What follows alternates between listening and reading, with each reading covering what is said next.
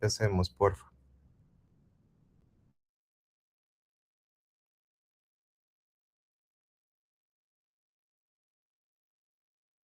Tengan todos muy buenos días.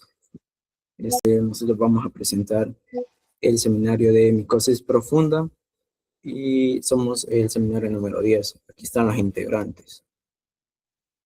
Buenas tardes, doctora y doctor. Es un placer. Como manera de introducción, pues las micosis profundas son infecciones crónicas que van a invadir los tejidos internos tras una inoculación traumática en la piel. Dentro de este grupo vamos a destacar 3 enfermedades el día de hoy, que son la esporotricosis, la cromoblastomicosis y lo que es el micetoma. Siguiente. Entonces aquí tenemos nuestros objetivos, el cual el objetivo general pues es poder analizar las principales micosis profundas, y como objetivos específicos son los que vamos a desarrollar a continuación. Siguiente. Entonces vamos a empezar con lo que es la esporotricosis. A manera de definición, esta es una micosis subcutánea que es granulomatosa de evolución subagudo o también puede ser crónica. Va a afectar lo que es principalmente lo que es la cara, las extremidades, y se va a caracterizar por nódulos o gomas que siguen en general la trayectoria de los vasos linfáticos. Es menos frecuente lo que es una lesión fija y rara vez es sistémica. Siguiente. Ahora, a manera de datos epidemiológicos, pues la distribución es a nivel mundial, pero es más recurrente en zonas intertropicales, como lo es África del Sur, Japón, Australia y América. El agente causal, pues, es lo que es Sporotrix species, pero se ha reportado Sporotrix globosa en lo que es Europa, Asia y América. Frecuente en México es endémica, sobre todo en el Distrito Federal, Guanajuato y otras regiones. Y la fuente de infección de esta enfermedad pues son vegetales, puede ser la paja o el zacate, y animales como roedores e insectos que actúan como vectores pasivos. Infecta a ambos sexos, y la edad en que predomina es alrededor de los 16 a los 30 años. Y en mayores de 50 años es alrededor del 28%. Y en niños es de 10 al 34%. La transmisión, más que todo, se da por los vectores. En este caso, los gatos son el principal diseminador, y también está asociado a lo que es el musgo asfagno y a los pescadores. Se ha considerado una enfermedad ocupacional, ya que usualmente los campesinos que tienen el mayor porcentaje de infección, también lo que son las amas de casa, los carpinteros, los floristeros, suelen contaminarse. Siguiente diapositiva. Entonces, en la etiopatogenia, el principal agente causante va a ser lo que es el complejo Sporotrix species, como ya lo mencionaba. Esta va a estar conformada por varias especies, alrededor de 5. Entonces, esta Sporotrix brasiliensis, que es la que tiene mayor prevalencia, la Sporotrix sensu sensu stricto, Sporotrix globosa, Sporotrix mexicana y la albicans.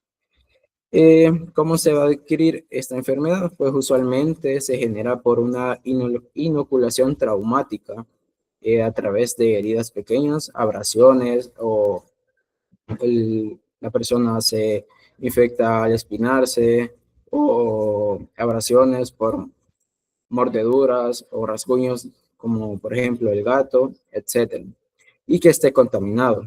Entonces, esas son las principales formas de poder adquirirla. En los pacientes que están inmunodeprimidos, estos van a actuar como una micosis oportunista. Por ejemplo, en los pacientes con VIH-Sida. Siguiente diapositiva. Bueno, También se ha visto que está relacionado con las terapias con glucocorticoides que están por bastante tiempo. Ahora bien, con la clasificación, tenemos lo que es la cutánea, la diseminada y la extracutánea. Dentro de la cutánea tenemos la linfangítica y fija. Y también hay variedades superficiales que son misitomatoides, también la verrugosa y la de involución espontánea. Ahora, en cuanto a la diseminada, también se puede subclasificar en que es cutánea y también puede haber sistémica. Y la extracutánea puede ser ósea, articular o afectar a otros órganos. Siguiente diapositiva. Ahora bien, con el cuadro clínico vamos a ver las formas principales. Ya vimos la clasificación, ahora nos vamos a enfocar en las que tienen mayor prevalencia. Está la linfangítica, que esta se va a presentar en el 70 al 75% de los casos, y esta lo que va a hacer es que va a iniciar con un chancro nodular o gomoso, que este también se puede ulcerar. Al cabo de 2 semanas, pues ya pueden aparecer lo que son una cadena de gomas eritomioláceas que siguen también lo que es usualmente el recorrido de los vasos linfáticos regionales. Entonces, estas lesiones principalmente están localizadas en las extremidades superiores con un 53%, en las inferiores con un 18% y en la cara 21%. Por cierto, en la cara se presenta con mayor prevalencia en los niños. Siguiente diapositiva. Ahora bien, la fija, esta se presenta en un 20 al 30%, y lo que vamos a ver acá es que se va a ver la primera lesión que vamos a poder observar, va a ser una placa semilunar que va a estar infiltrada. Va a ser verrugosa, puede también ser vegetante. Tiene una variante superficial. Acá vamos a ver placas violáceas en lo que es en la cara, y también pueden haber chancros múltiples. Esta forma misitomatoide principalmente se da en el pie. Pueden haber ciertas evolución crónica que se va a presentar sobre todo con fibrosis, elefantiasis, por lo mismo de que siguen los tramos de los vasos linfáticos, y lo que va a afectar es que va a haber una elefantiasis por la misma causa. Siguiente. Y por último, la diseminada, que esta es la que se presenta con menor porcentaje. Esta responde al 5% de los casos, y como ya les mencionaba anteriormente, puede ser cutánea diseminada o sistémica. En la cutánea diseminada, pues vamos a ver múltiples lesiones tegumentarias, pero esta tiene una ventaja, que esta sí tiene buena respuesta al tratamiento. Va a afectar principalmente lo que son los tegumentos, y en lo que es la sistémica, aquí se van a presentar pues síntomas como fiebre, pérdida de peso, fungemia, que es una complicación, lesiones cutáneas diseminadas. Y en lo que es la extracutánea, pues acá este hongo pues tiene bastante preferencia, por decirlo así, por los huesos, principalmente la articulación de la rodilla y por la tibia. También puede afectar lo que es al sistema nervioso central, pero en estos casos ya es en pacientes ya que están bastante comprometidos, por ejemplo, los pacientes que tienen VIH, y también puede haber lo que es una afectación osteoarticular en estos pacientes. Y por lo tanto, esto se espera un desenlace fatal en estos pacientes. Siguiente. Ahora bien, con respecto a los datos histopatológicos, podemos ver una fórmula típica que tanto puedes tener lo que es un granuloma supurativo con esparotricosis, como podemos ver en la imagen.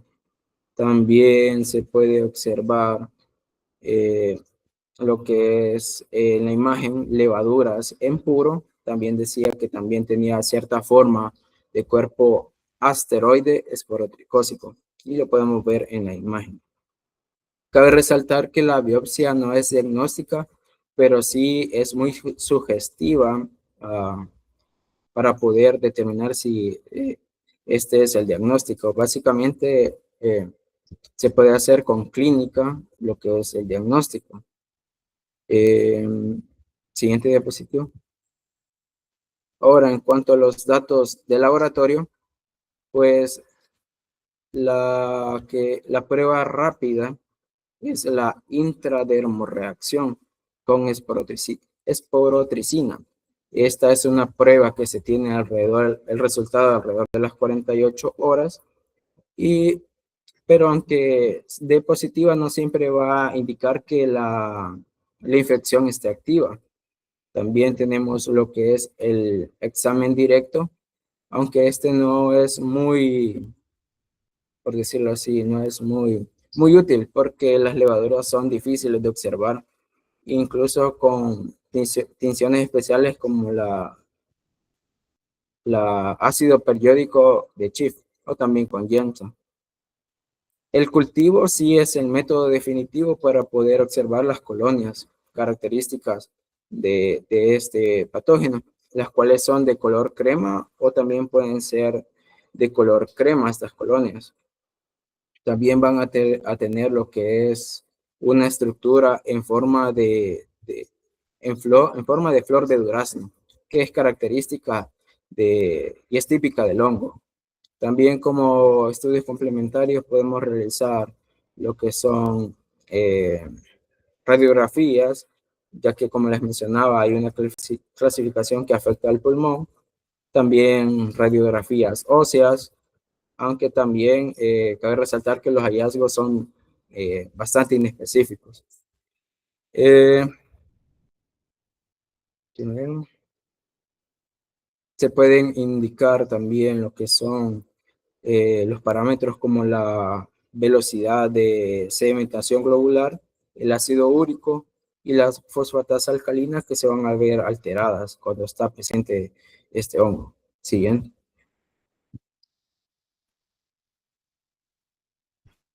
Siguiente diapositiva. La anterior. Bueno, y entonces aquí podemos ver los diagnósticos diferenciales como la tuberculosis cutánea gomosa linfangítica, la tularemia, también la tuberculosis verrugosa. Siguiente. También lo que es, como hay afectación ósea, pues podemos ver que está la micobacteriosis por Mycobacterium marinum, también el complejo cutáneo que se puede ver, cutáneo nervioso, esta es producida por la lepra tuberculoide y la cromoblastomicosis, que son diagnósticos diferenciales de esta enfermedad. Siguiente. Ahora bien, el tratamiento, pues en la bibliografía nos mencionan, el tratamiento es el yoduro de potasio. Esta se va a aplicar en adultos vía oral de 3 a 6 gramos al día. Esta se va a dar en 3 tomas. Y en los niños, pues se tiene que dar lo que es del 50 al 33% de las dosis y la duración es de 3 a 4 meses, pero esta la podemos prolongar un mes más, después que ya haya pasado a la clínica, la sintomatología o poscuración, la podemos prolongar. También como efectos tenemos lo que es gastritis, coriza, que es la secreción de como una rinitis, es similar, eh, cialorrea y lesiones acneiformes. Hay que tener mucho cuidado con lo que es la confusión, arritmias, ya que este es un riesgo, ya que estamos manejando potasio y yodo, pueden haber confusión, arritmias, alteraciones tiroideas. Por lo tanto, también puede provocar arritmias y hay que tener mucha precaución con lo que es en la enfermedad. Siempre hay que indagar si hay antecedentes de lo que es enfermedad tiroidea o enfermedad renal. También mucho cuidado con lo que es el uso de los IECAS o los diuréticos. Ya cuando es formas sistémicas, pues podemos utilizar lo que es anfotericina B. La dosis usualmente es de 0,25 miligramos por kilogramo día, aunque se puede llegar a dar hasta 1 miligramo por kilogramo día. Eh, También lo que es usualmente hoy en día, hasta lo que más se usan son los azoles, especialmente el itraconazol, que son de 200 a 300 miligramos al día. Ese es el de elección actual. El fluconazol también de 100 a 400 miligramos al día y el ketoconazol de 200 a 400 miligramos al día. También podemos utilizar otras alternativas como el trimetoprim sulfamethoxazol de 80 en 200 miligramos 2 veces al día y la terbinafina. Esta se utiliza de 200 a 500 miligramos al día. También podemos recurrir a lo que son otras medidas como los pocket warmers que mencionaba la bibliografía, que es el calor local, y también el yoduro de potasio tópico al 10% en casos especiales. Siguiente diapositiva. Eso sería todo de mi parte. Mi compañera va a continuar. Buenas tardes, ahora vamos a continuar con el desarrollo de las micosis profundas y pues ahora vamos a hablar sobre el micetoma. El micetoma se va a definir como un síndrome anatomoclínico que es de tipo inflamatorio crónico que afecta más que todo la piel, la hipodermis y a menudo los huesos. Y en raras ocasiones pues también suele afectar lo que son las vísceras. Con frecuencia el micetoma lo vamos a localizar en el pie y este se va a caracterizar porque hay un aumento de volumen, hay tumefacción, hay deformación del área y fístulas, y estas fístulas lo que hacen es que están drenando un exudado de tipo seroso o purulento. Dentro de este exudado se va a encontrar lo que es el parásito que está formando grano.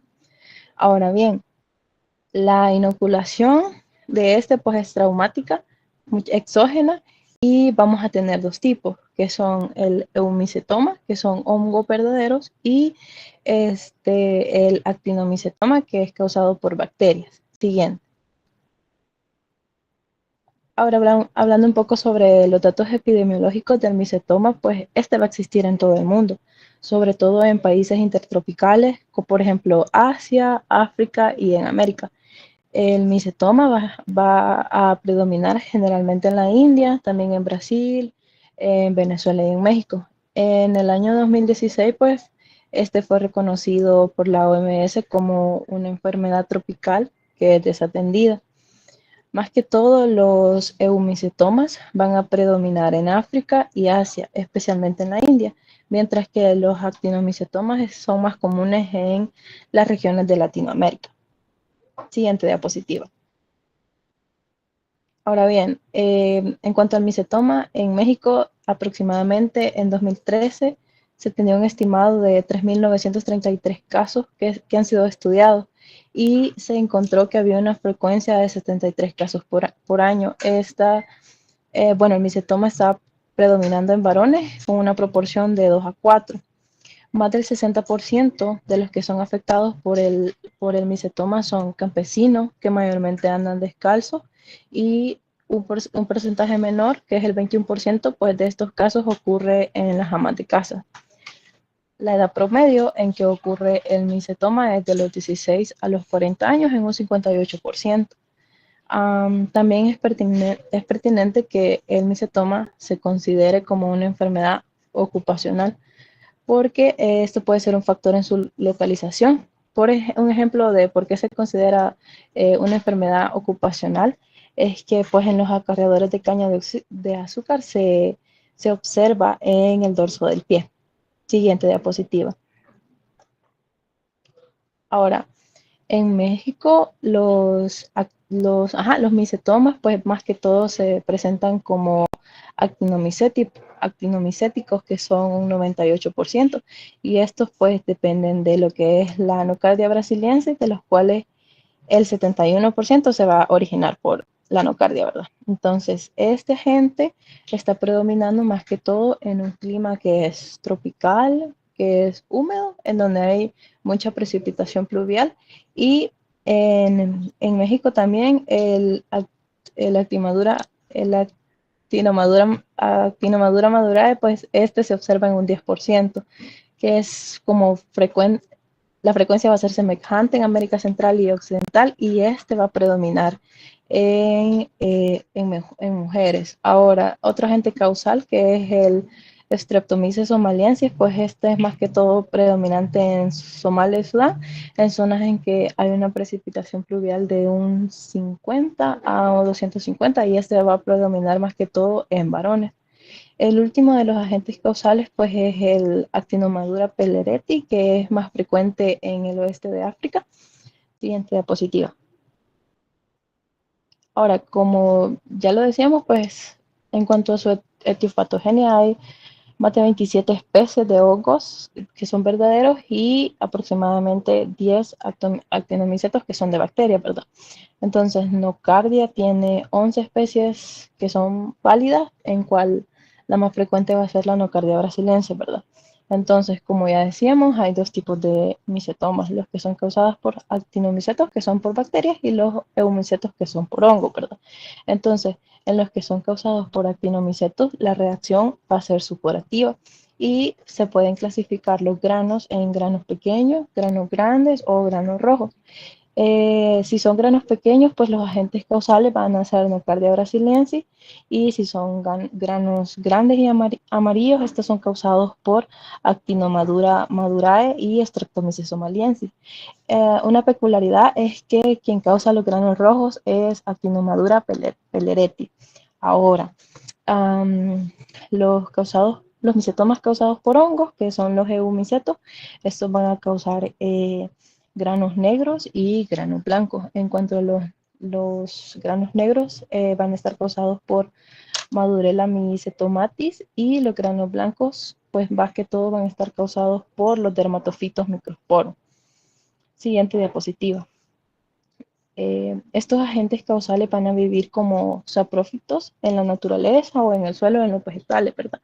Y van a ingresar a la piel por traumatismos. Casi siempre ingresan a la piel por medio de una espina vegetal, o también por astillas de madera, también piedras, instrumentos metálicos, o muchas veces por picaduras de animales que son contaminados por tierra. Entonces, luego de que ocurre la incubación, los microorganismos vienen y forman como filamentos en los tejidos, y estos se van a agrupar en los que son los granos, pues, y estos granos pues van a ser, expulsan una secreción mucoide a través de una fístula, ¿verdad?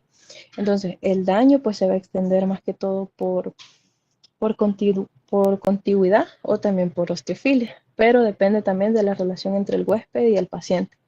Se dice también que las mujeres pues tienen un factor de resistencia antinomicética, y este factor de resistencia se va a perder en situaciones como por ejemplo el embarazo o la pubertad.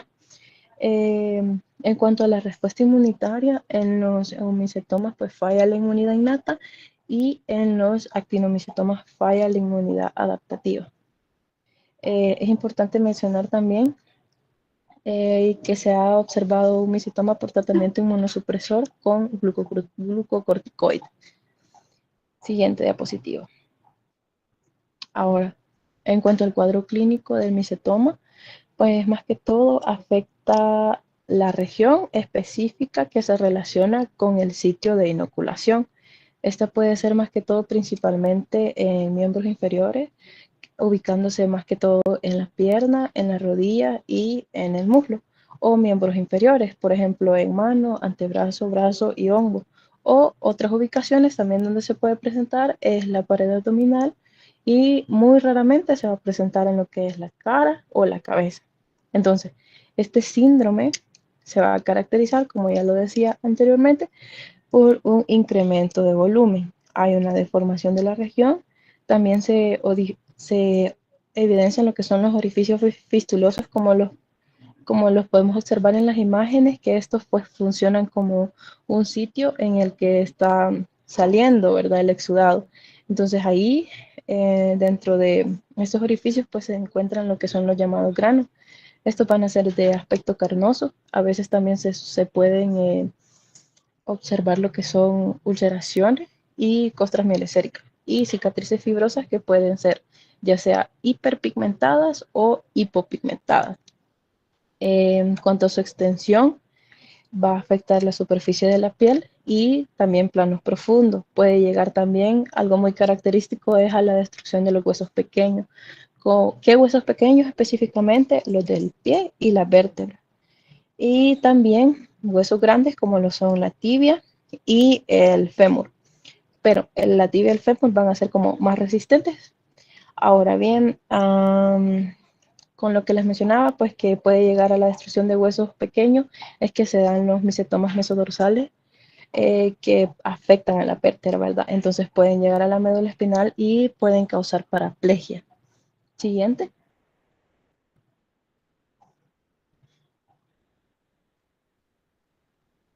Siguiente diapositiva. Bien, otras características del cuadro clínico pues es el periodo de incubación, que ya puede ser de semanas, puede también ser de meses o puede ser de años. En cuanto a su evolución, muchas veces es lenta y no tiene regresión espontánea. Ahora bien, dentro de las complicaciones se encuentra más que todo lo que es la incapacidad funcional, principalmente, como les decía, que afectan a la articulación. Estos van a ser como específicos o van a tener cierto tropismo por lo que es la rodilla y cuando afectan a la rodilla van a causar claudicación.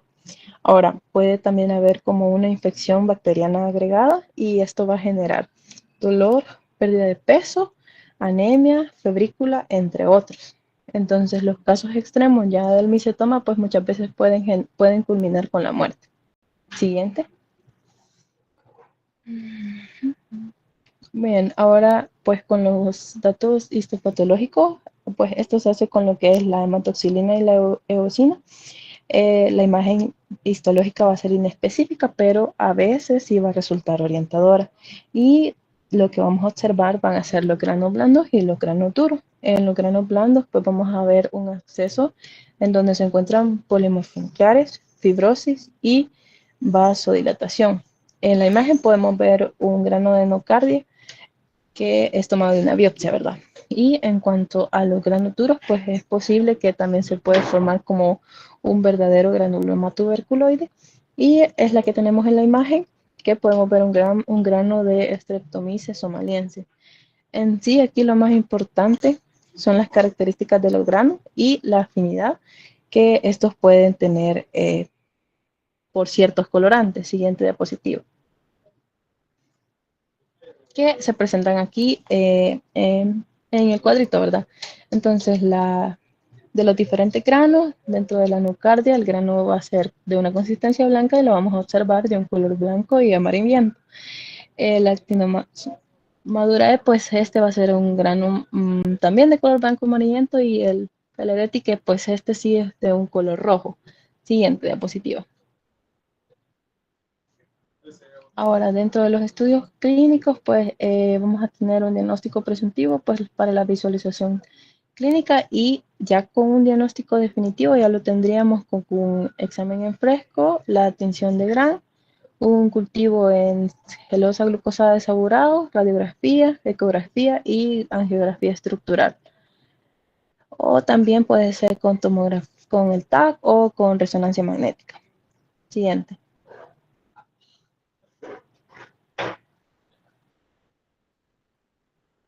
Ahora, bien, en cuanto a las pruebas de laboratorio, se van a mostrar lo que son leucocitosis, proteína C reactiva que va a estar elevada, también la sedimentación globular va a estar aumentada lo que es la IgG, IgM y la IgA en los que son producidos por el Mycetomatis y el Actinomyceta peleretti. Ahora, también la IgG y la IgM van a estar aumentadas en los micetomas por Actinomycetoma madurae y Streptomyces somaliensis. Y la IgA, esta sí la vamos a tener aumentada en cualquier tipo de micetoma. Siguiente diapositiva. Ahora, el diagnóstico diferencial pues va a ser con actinomicosis, botriomicosis, coccidomicosis, también puede ser con micosis coagulativa o con tofocotosis. Siguiente.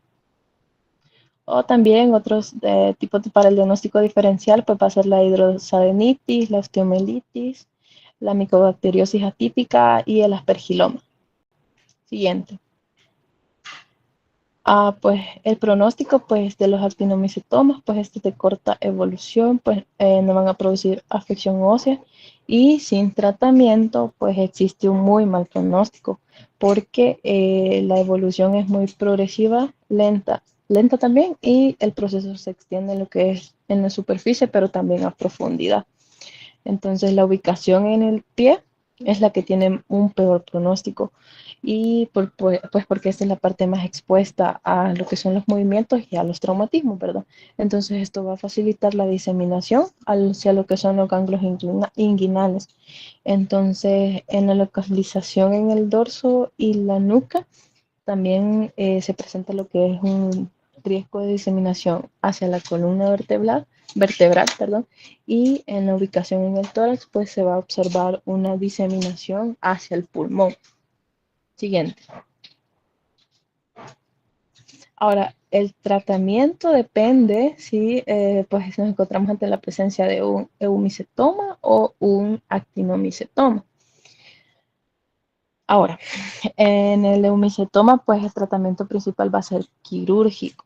Tiene que haber una extirpación completa para que se elimine el progreso y no haya metástasis ni tampoco existan residuos. Entonces, en el uso local se sugiere el dimetilsulfóxido más la anfotericina B. La anfotericina B, todas sus formas posibles, pues siempre valorando el riesgo-beneficio por su toxicidad. Con la anfotericina B hay una mejoría frecuente y la curación es excepcional. Ahora también se pueden utilizar en los heumicetomas los que son los antifúngicos, como por ejemplo el ketoconazol y el itraconazol.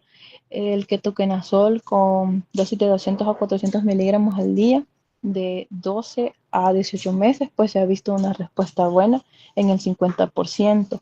En el itraconazol, también con dosis de 200 a 400 miligramos al día, hay una respuesta clínica buena y con bajas recurrencias. También en los heumicetomas, pues podemos usar lo que es la grusofulvina y que esta pues se utiliza durante meses y los resultados son variables. También se puede combinar lo que es la grusofulvina junto con la penicilina. Eh, luego, siguiente diapositiva.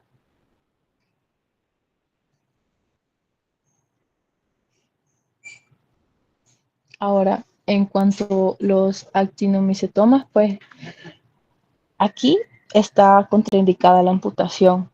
¿Y por qué está contraindicada la amputación? Porque va a favorecer lo que es la metástasis o la diseminación hematógena. Entonces, el tratamiento estándar aquí para nocardia consiste en sulfonamida, de preferencia trimethoprim sulfametoxazol, con dosis de 800 a 400 a 160 a 800 miligramos al día durante varios meses o durante 1 a 2 años. Y este pues lo podemos combinar, se debe combinar con la dapsona, que este pues en dosis de 100 a 200 miligramos al día y pues esto tiene una eficacia a largo plazo de 2 a 3 años. Sin embargo, pues hay ciertas complicaciones como por ejemplo la metemoglobinemia o la anemia hemolítica. Por eso hay que tomar una biometría hemática periódica. También se pueden para tratar los actinomicetomas, pues se pueden hacer ciertas combinaciones, como por ejemplo la sulfonamida con streptomicina, clofamicina, rifampicina, tetraciclinas, isoniazida, minociclinas con una duración mínima de 6 meses. Ahora, cuando se observan casos resistentes o que tienen una afección ósea o visceral, pues podemos usar lo que son la micacina o también esta se tiene que repetir con ciclos de vigilancia.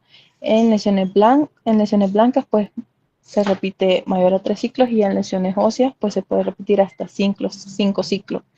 Siguiente diapositiva.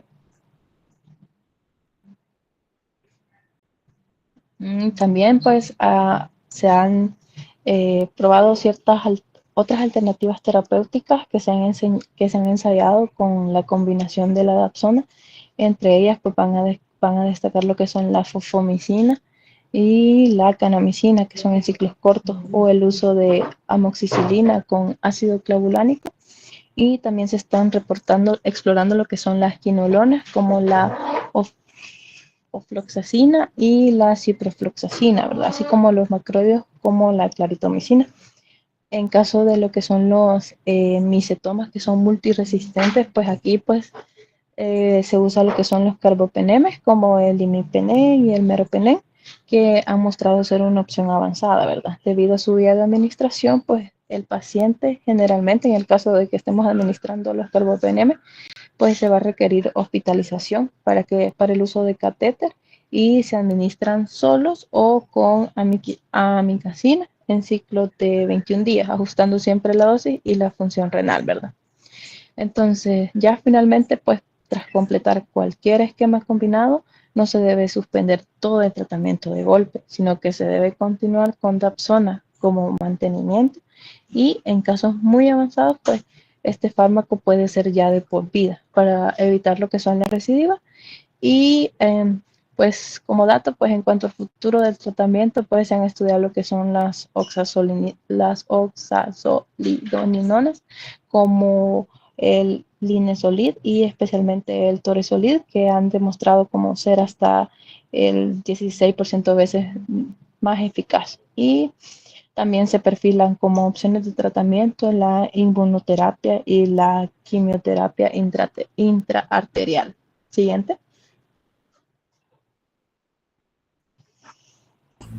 Buenas tardes, ahora continuamos con la cromolastomicosis. Acá tenemos que esta se trata de una micosis que es subcutánea y como las anteriores, pues también va a estar afectando la piel y lo más importante que tenemos en este tipo de micosis profundas es que va a afectar también el tejido celular subcutáneo. Entonces, acá tenemos que esta es una micosis que además se va a localizar principalmente en extremidades inferiores. La bibliografía mencionaba que un 54 o 80% se daba en esta región.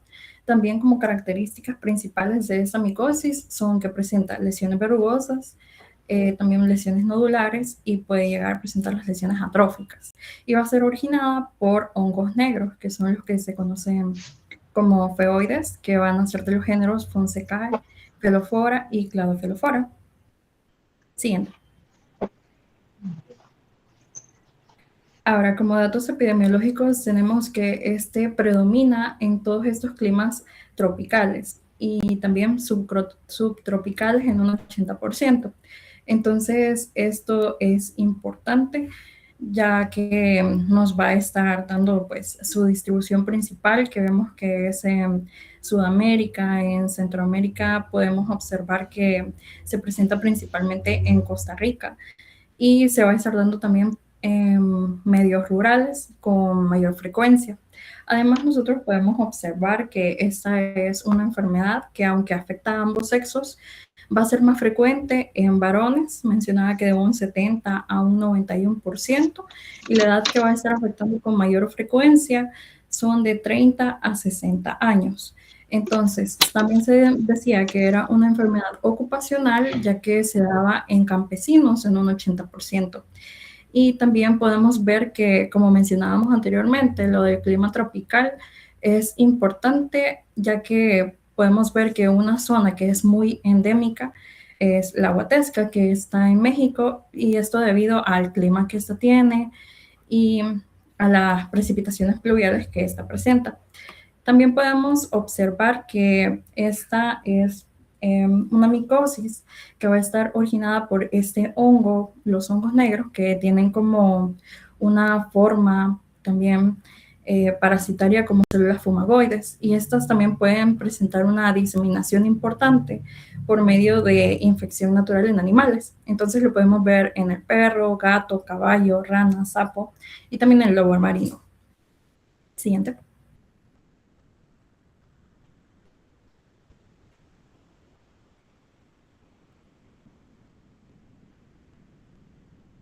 Ahora, con la etiopatogenia, tenemos que el agente causal, como lo mencionaba, son los hongos negros, que se conocen como dematiáceos o feoides. Y algo importante de este tipo de hongos es que en realidad no son tan patógenos, o sea que digamos que también son termosensibles de 40 a 42 grados, no tienen un alto poder patógeno. ¿Y por qué van a estar generando enfermedad?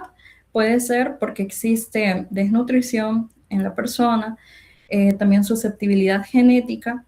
Y otra cosa que mencionaba es que también puede estar presentando inmunodepresión. Entonces, esas son algunas circunstancias que pueden estar generando predisposición y vamos a ver que la patogenia de este agente causal pues, va a estar generada cuando este puede entrar, digamos, en la piel por medio de lesiones o por medio de una inoculación traumática. Entonces, este se va a estar dando a manera que cuando ya ha ingresado este agente, este puede generar hasta emitir filamentos y aglomerarse de esta forma para generar su patogenia. Entonces, vamos a ver que esta puede ser una micosis que se va a estar extendiendo como por contigüidad y también por una diseminación linfática. Y así es como vemos también en la diapositiva que las células fumagoides son su forma como parasitaria y también que pueden estar emitiendo filamentos. Además, la respuesta inmunitaria que va a tener el huésped va a depender de acuerdo de la lesión que se va a estar generando. Por ejemplo, si se generan lesiones verrugosas y hay un alto contenido de hongos, entonces se va a estar generando una respuesta TH2 y si hay placas eritematoescamosas, entonces se va a estar generando una respuesta TH1 y también si hay escasos hongos, se va a estar generando ese tipo de respuesta. Además, algo importante de la respuesta inmunitaria es que si encontramos el factor de crecimiento transformador beta elevado, esto va a indicar que hay una lesión activa. Mientras que si este está elevado y posteriormente disminuye, quiere decir de que el tratamiento está funcionando. Entonces, eso es lo que vamos a estar observando. Siguiente. Y acá tenemos el cuadro clínico. Observamos que las extremidades son las más afectadas en un 98%, pero las inferiores es donde se da más, específicamente en el pie, es donde puede observarse de mayor manera. La localización distal mencionaba que es la más frecuente. Acá podemos ver cómo en el pie se va a estar generando ese tipo de lesiones que nosotros podemos observar como, bueno, ahí en la siguiente diapositiva creo. Ajá, acá se explica mejor cómo es que se da este proceso. Todo comienza, digamos que comienza con el nódulo que se forma. Este nódulo tiene características de que es eritematoso escamoso y lo vamos a estar observando sobre placas que pueden ser verrugosas o vegetantes que después se pueden cubrir de ulceraciones y costras melicéricas. Entonces, así es como nosotros lo vamos a poder observar. También vamos a ver que este es un nódulo que digamos que puede comenzar como un nódulo eritematoso o del color de la piel, que ahí está sobre estas placas verrugosas, puede generar escamas, ulceraciones, costras melicéricas. Vemos que este puede ir su tamaño de milímetros a centímetros y va a estar afectando todo el segmento. Decía que es una lesión asimétrica, que es una lesión unilateral y pues también que no es pruriginosa. También mencionaba que existen bordes activos en esta lesión y también la zona central es atrófica y también podemos ver que tiene este aspecto como papel de cigarrillo, de arroz. Lo mencionaba como que puede tener un aspecto psoriasiforme o también como de coliflor. En la siguiente diapositiva. acá se menciona cómo es que puede ir evolucionando, que puede comenzar con un aspecto psoriasiforme, en coliflor, con un aspecto tumoral, y después también con este aspecto de papel de arroz hasta generar toda la lesión que observamos. Entonces, esto es lo que podemos obtener en este tipo de lesión. Hay que tener en cuenta que algunas complicaciones que se pueden estar dando son el síndrome de pie musgoso, que está incluyendo las características que mencionaba. Aquí también puede generarse anquilosis, que sería como una disminución en la función dependiendo de la zona en la que se esté generando, por lo que también puede haber disfunción muscular. Y algo que mencionaba es el carcinoma epidermoide o melanoma, que se daba muy poca frecuencia. Mencionaba que solo habían como reportados como 20 casos, pero esta puede ser una complicación también, pues si no se trata. Siguiente. Ahora tenemos aquí también datos histopatológicos. Vemos que en la epidermis, aquí epidermis y dermis son las afectadas. Vemos como primero en la epidermis va a haber como un engrosamiento de la piel. También pues se va a manifestar como una... vamos a ver que también hay acantosis osteosensible y también vamos a ver que hay una hiperplasia del pseudoepitelioma. Luego en la dermis vamos a ver el granuloma supurativo, que también lo describía como tuberculoide, dependiendo como la fase en la que se encuentre. Y también podemos ver células fumagoides pigmentadas. Y esto es importante porque mencionaba que son un tipo de células que no necesitan como que una tinción, porque digamos en hidróxido de potasio, en el examen con hidróxido de potasio, en la siguiente diapositiva creo que se ve mejor, que ya aparecen este tipo de células que se pueden distinguir fácilmente. Estas mencionaba que miden de 4 a 8 micrómetros, que son esféricas, que tienen doble membrana y que también pueden emitir filamentos, como lo mencionábamos en su patogenia. Y también, además de este tipo de examen que mencionaba, decía que la linfografía es útil porque este puede como señalar si hay edema o si hay una dilatación de los vasos. Y ya como un estudio molecular no es necesario para el diagnóstico, pero digamos que puede servir como para identificar cuál es el tipo de especie y clasificarlo taxonómicamente. Siguiente.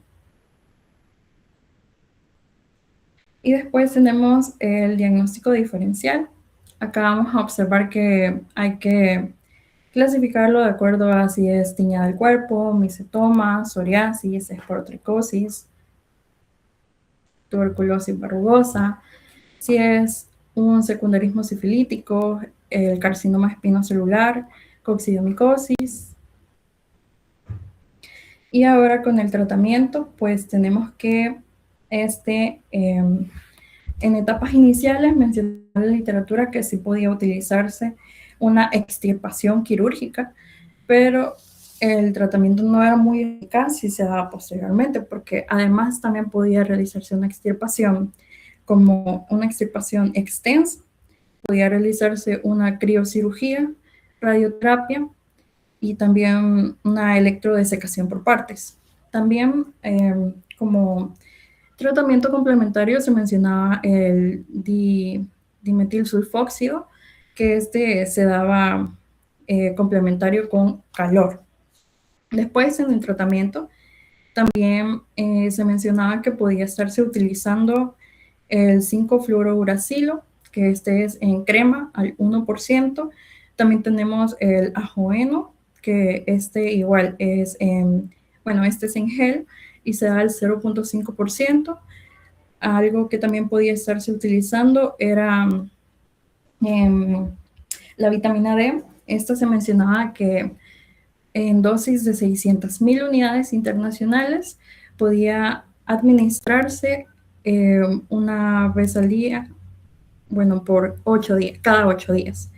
También acá tenemos el tratamiento con ketoconazol, que vemos que es muy útil, sobre todo en Filofora verrucosa, y también el tratamiento con itraconazol, que el ketoconazol pues se da en tratamiento de 200 a 400 miligramos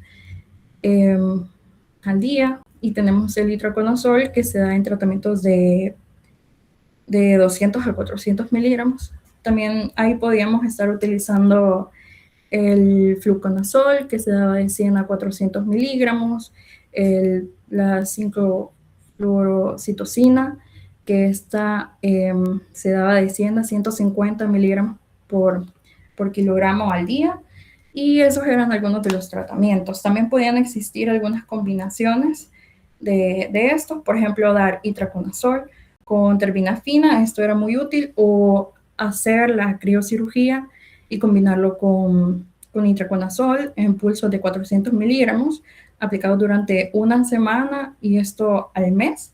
Se hacía una semana por mes durante 1 o 2 años. Entonces, ese sería el tratamiento.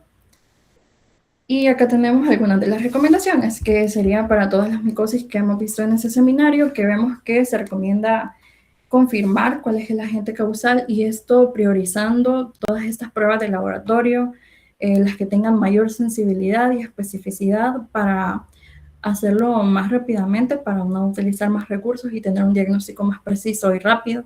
También que la evaluación clínica sea muy detallada, porque ya vemos que hay muchos diagnósticos con los que se pueden estar como confundiendo estas patologías. Entonces es importante que nosotros determinemos cuáles son estos hallazgos que pueden ser tal vez patognomónicos. Entonces también algo importante es ajustar la elección del antifúngico. Aquí, teniendo en cuenta todas las indicaciones, y si existen comorbilidades o si el paciente está tomando algún tipo de fármaco, pues es importante que el medicamento pues vaya ajustado al tipo de paciente, y siempre elaborar el listado de patologías para elegir pues la correcta, la micosis que estamos tratando. Y esto sería todo por el seminario. Muchas gracias.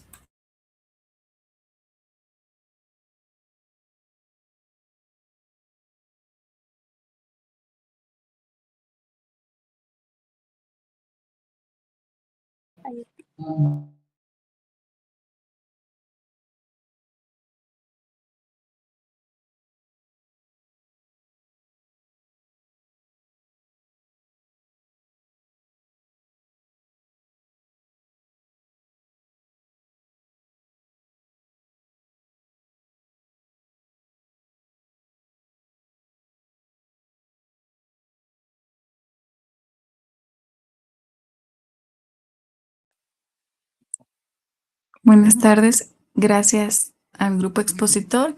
Solo denos un par de minutitos y vamos a pasar a la parte de las preguntitas. Gracias.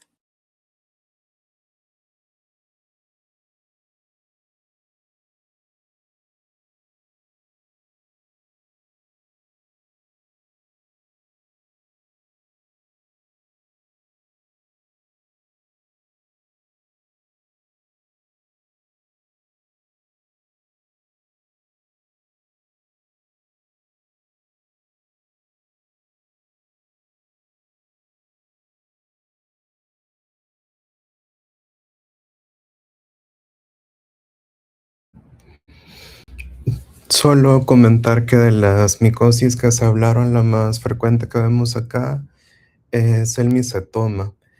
Y siempre bien importante hacer el cultivo y si se puede biopsia, porque por epidemiología usualmente van a ser actinomicetomas, o sea, por bacterias, y les vamos a dar trimetoprim, ¿verdad?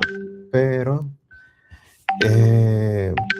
puede ser el caso que sea un eumicetoma, ¿verdad? Por hongos.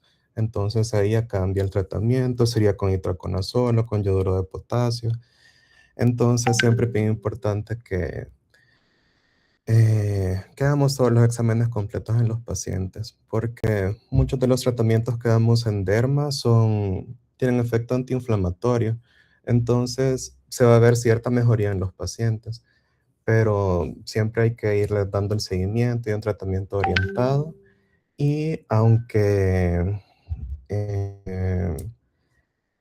ya veamos una mejoría clínica, se vea la curación, a estos pacientes con micosis profundas hay que dejarles controles cada 6 meses, por ejemplo, porque, pues sí, nunca sabemos si puede haber una recidiva o si ha quedado algún foco que pueda reactivarse. Entonces, es bien importante que les demos un seguimiento. Ya si el paciente se pierde y ya no llega, pues sí, ya se sale de nuestro control.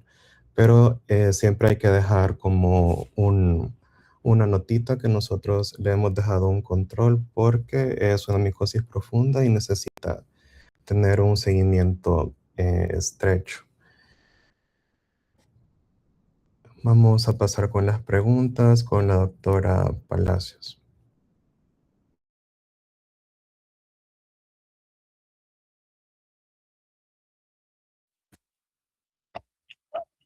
Vaya, nada más un comentario. Como mencionó el doctor Villatoro, en los misetomas, pues es lo más frecuente que vemos, y luego también está la esporotricosis, más que todo la linfangítica. Y en los misetomas es importante identificar si es por bacterias o por hongos, porque así va a ser el tratamiento. Entonces, el estudio más apropiado sería el cultivo y pues sí, dependiendo del resultado, si vamos a dar nosotros el tratamiento. Hay casos en los que se puede incluso clínicamente apreciar también algunas lesiones, los granos y todo eso, pero el diagnóstico más confirmatorio sería por el cultivo. Vamos a pasar a las preguntitas. Quiero ver, Fernando Mejía. Presente, doctora.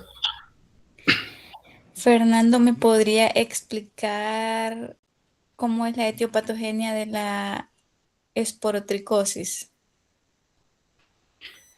Bueno, con la etopatiogenia de la esporotricosis, esta se presenta en personas, es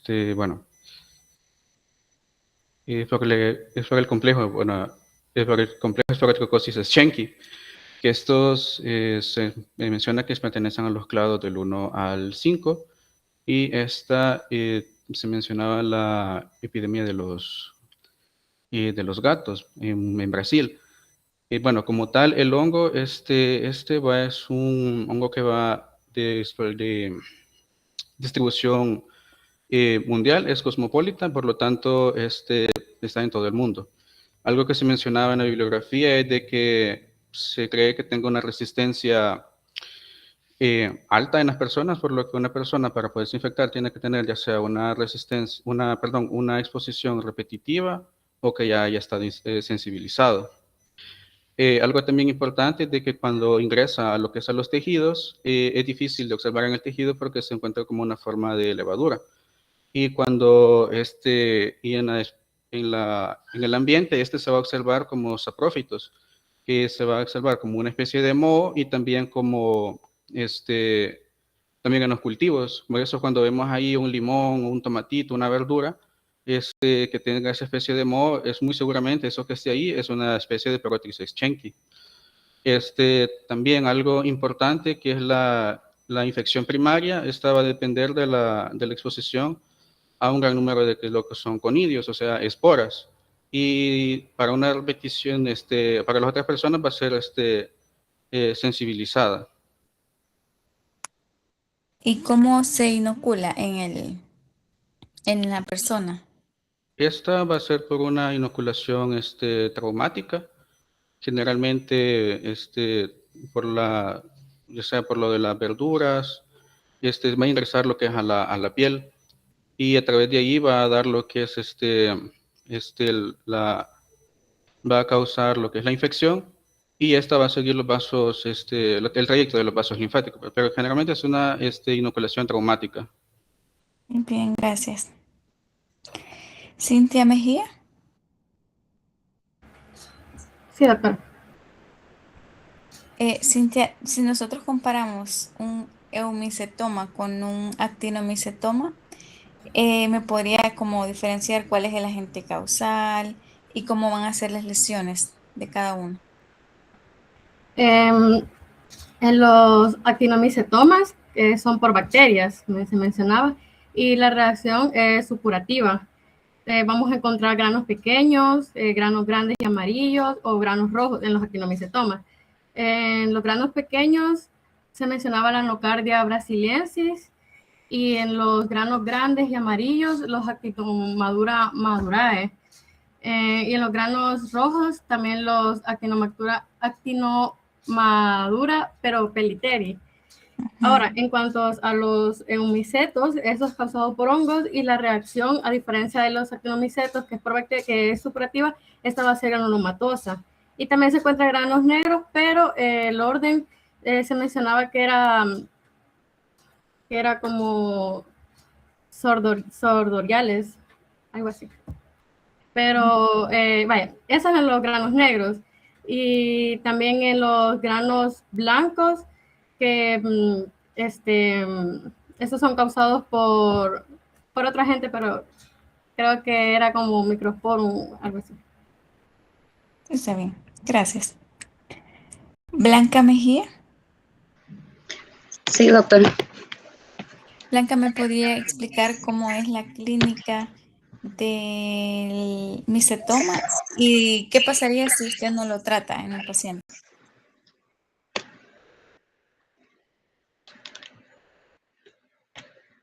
Vaya, la clínica principalmente decía que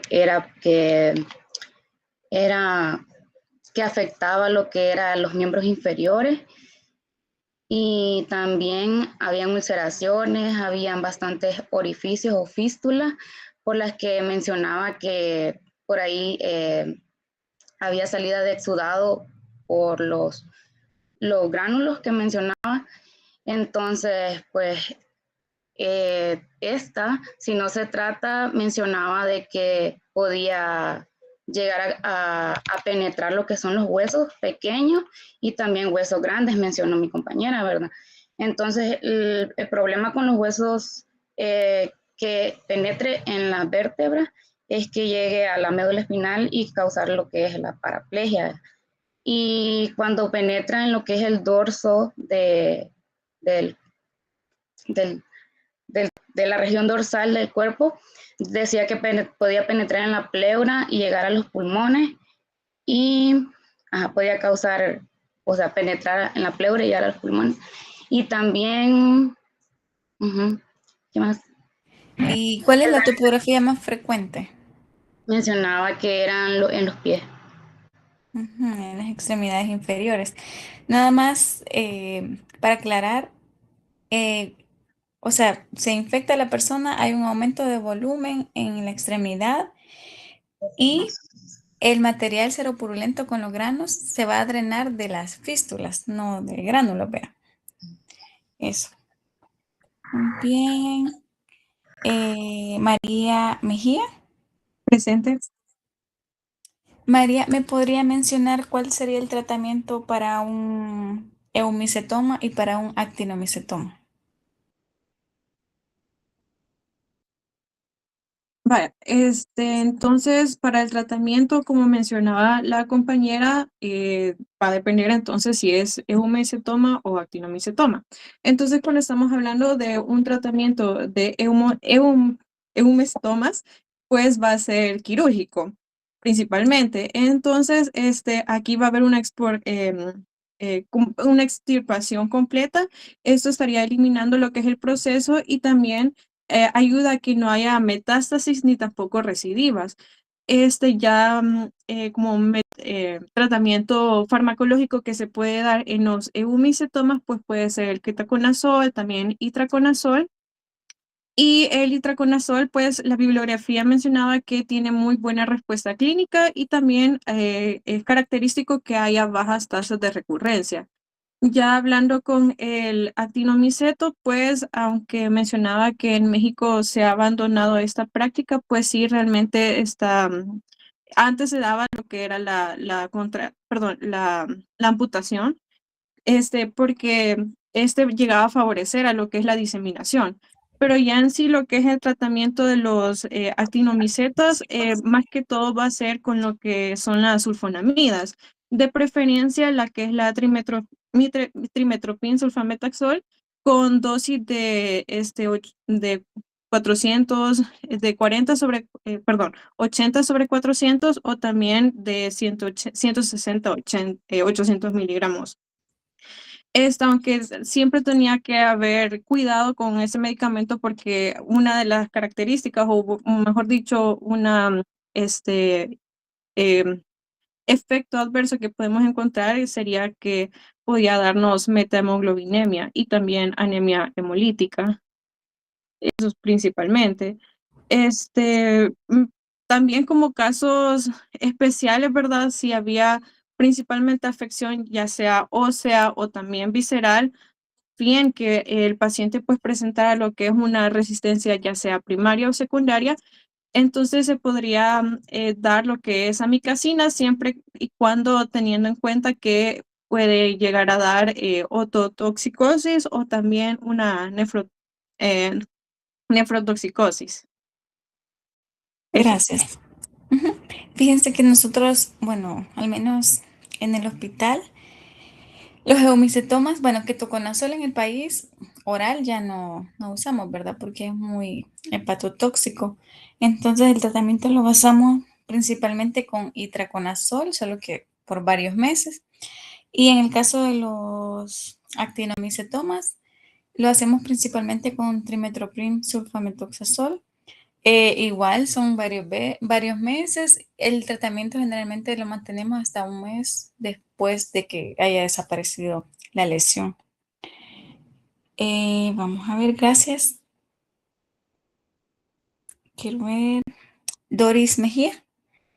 Sí, aquí. Doris, ¿me podría mencionar 3 diagnósticos diferenciales del micetoma?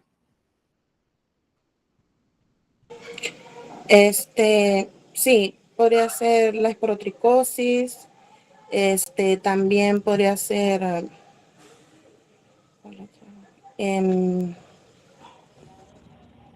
creo que el otro era psoriasis, si no me equivoco, y actinomicosis o tuberculosis cutánea. Y usualmente, ¿con cuáles patologías se tiende a confundir más frecuentemente? Con la psoriasis. ¿La más parecida? La actinomicosis o la paramicetomas. Bueno, la cromoblastomicosis, porque se parecen mucho. Entonces, para diferenciarlos, hay que siempre evaluar los granos, hacer estudios microbiológicos, y en algunos casos, pues ya necesitamos de imágenes, ¿verdad? Gracias. Quiero ver, Elmira Melgar. Sí, doctora, aquí. ¿Me podría mencionar cuáles son las formas clínicas de la esporotricosis? ¿Cuál es la más frecuente? ¿Y cómo la vamos a diferenciar? Vaya, son 3 formas clínicas. Tenemos la cutánea, la diseminada y tenemos la extracutánea. La cutánea se divide también en linfangítica y fija, que la linfangítica es la más frecuente que existe, que es como del 70 al 80%, y la diseminada también se divide en continua, no, sistémica y cutánea. Y ya la extracutánea que se puede dar en órganos, en otros órganos y articulaciones. No sé qué más me preguntó, no me acuerdo. En cuanto a la clínica, ¿cómo lo diferenciaríamos? O sea, ¿qué lesión predomina en la linfangítica, por ejemplo? Y así en cada una. En la linfangítica predomina más que todo los nódulos. Sí, los nódulos, y en la diseminada también, pero es más como verrugosa. Y ya en las extracutáneas, como se da principalmente en otros órganos que son hacia adentro, entonces es más como por clínica, como la pérdida de peso, la fiebre y no me acuerdo si también el dolor, creo que lo mencionaba en la bibliografía. Muy bien. Y en la linfangítica, pues la principal característica, como dijo su compañera, son nódulos que siguen el trayecto de los ganglios linfáticos. Entonces, más que todo es una distribución lineal. Si es linfangítica y la fija, pues es una placa verrugosa más infiltrada y localizada. Bueno, eso sería todo. No sé si tienen alguna preguntita.